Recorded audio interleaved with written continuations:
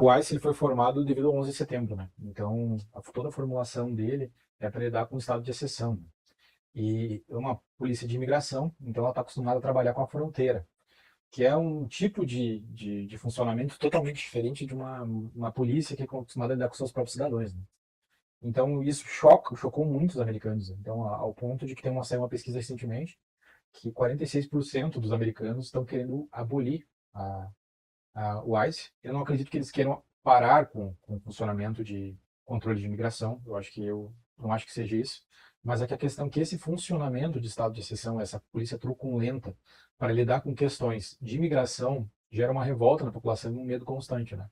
Então, por exemplo, a polícia americana ela é conhecida no mundo por ser truculenta, tá? Tem mais ou menos uma filosofia que o policial ele tem que voltar vivo para casa, então eles têm que ir com tudo para cima. Só que uma coisa é quando a gente está lidando com latrocínio, possibilidade de latrocínio, com narcotráfico. Outra coisa é quando a gente está lidando com imigração, né? Porque são famílias, são relações, a miscigenação é uma coisa que é real. Os latinos são grande parte da demografia americana. E, por exemplo, às vezes o americano laranja lá, que nem o Donald Trump, às vezes ele pode se empolgar e dizer que quer todos os imigrantes fora, né? Ele não percebe que um primo dele é imigrante, ele não percebe ah, que o cara que trabalha com ele, o amigo dele, é imigrante. Naquela empolgação, ele não percebe o que é uma política na prática. Quando ela chega, ela assusta. E o que eu vejo é o seguinte: eu vejo que os Estados Unidos ele estava numa posição, do Donald Trump entrar na geopolítica de retranca, né? Por causa que a China vem despontando como o maior parceiro comercial do mundo, o dólar ele começa a decair. Então, Donald Trump surge com ideias muito agressivas de como retomar esse protagonismo do dólar no mundo, como os Estados Unidos pode. Porque assim, ninguém entrega a coroa sem lutar, né? Então, na política estrangeira, ele marcou um gol, né, com a questão da Venezuela, que eu acho um outro assunto. Mas na política interna, parece que ele está botando os pés pelas mãos. E num país que se coloca sempre como o norte da democracia, isso a gente pode questionar. Mas assim, os Estados Unidos sempre se coloca nesse papel de que, por exemplo, nós somos retentores do melhor modelo democrático. A tradição deles traz isso. Então, é uma coisa muito. Até eu fico perguntando até como que isso vai ser usado até pro resto do mundo, sabe? Mas eu acho que o Donald Trump tá pisando muito na bola, na verdade, assim. Assim, ele tá pisando em falso, uma hora vai dar errado isso aí. Eu acho que aqui tem dois pontos importantes a serem trazidos, né? Primeiro, combate à imigração ilegal não é uma novidade dos Estados Unidos, né? Ela é uma bandeira, uma pauta que já vem em várias campanhas. Inclusive, há dados que indicam que um dos governos que mais deportou imigrantes legais foi o governo Obama. Então, é uma pauta tanto democrata quanto republicana. Esse é um ponto bem importante.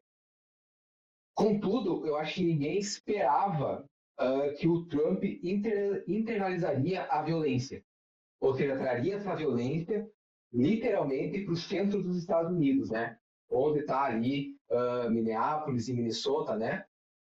E isso é bem importante ser observado, porque naquele episódio envolvendo a Renee Good, primeiro um parênteses preliminar, o ICE ganhou tanta força que o Trump autorizou que fossem feitas abordagens com base em estereótipo. Então, cor de pele, língua sendo falada, comportamento, o ICE pode abordar essas pessoas com a mera suspeita que ela seja uma estrangeira ilegal.